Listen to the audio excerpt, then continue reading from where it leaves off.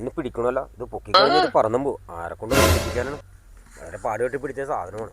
ഒരാളെയും കാണാനില്ല. ആ ഭർത്തം വരണ്ട്, അവനോട് ചോദിച്ചു നോക്കാം. എന്തെന്നാടോ പൊത്തി പിടിച്ചോണ്ടിരിക്കണത്? ഒന്നും പറയണ്ട മതി. ഞാനേ പശുവിന് വെള്ളം കൊടുത്തിട്ട് വരുമായിരുന്നു. അപ്പോൾ ഒരു കൊക്ക് പതിയെ ഇങ്ങനെ പ്രാഞ്ചി വന്നു. ഞാൻ ഈ ബക്കറ്റ് വെച്ച് ഒറ്റ പൊത്താൻ കൊടുത്ത്. സംഗതി കൊക്കുണ്ട്, പിന്നെ ഇതിന്റെ അടിയിലുണ്ട്. അപ്പൊ അത് പൊക്കി കഴിഞ്ഞ സാധനം പറന്നു. ഞാനൊരാളെ നോക്കിയിരുന്നു. എന്തോരം ഉണ്ടാവും? ഇന്ന് പറഞ്ഞ ഒരു കിലോ ഉണ്ടാവും. 1 കിലോ ഉള്ള കൊക്കാ? അല്ല, ഒരു 1/2 കിലോ കൂട്ടാം. ഓ, അത്രയൊക്കെ ഉണ്ടാവും. 1/2 കിലോ ഒക്കെ ഉണ്ടാവും കൊക്ക്.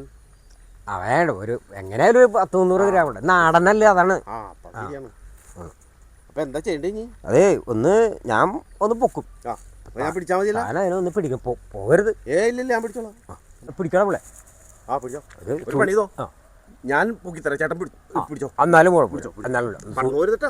സൂക്ഷിച്ച് പൊക്കണം. പിടിച്ചോ. കിട്ടിയാ? പിടുത്തം കിട്ടിയടാ. കിട്ടിയാ? പക്ഷേ എനിക്കൊരു സംശയം. പിടിച്ചപ്പോ ചത്തോയാ പിടിച്ചാ പിടുത്തം കിട്ടിയത് അവിടെയല്ലേ? അയ്യോ, ഒന്ന് എടുക്കട്ടെ. അല്ല, അപ്പൊ ഒരു കാര്യം ചെയ്യും. മോൻ പൊക്കോ. അത് വേണ്ട. അല്ല, പൊക്കോ. അത് വേണ്ട, ചേട്ടനൊറ്റല്ലേ, നമുക്ക് ഒരുമിച്ച് പിടിച്ചല്ലേ. അല്ലടെ പുള്ളി മോൻ പൊക്കോ. വേണ്ട, എന്താ എടുക്കട്ടെ. പിടിച്ചില്ലേ? ഇതെന്ത് കിറ്റാ?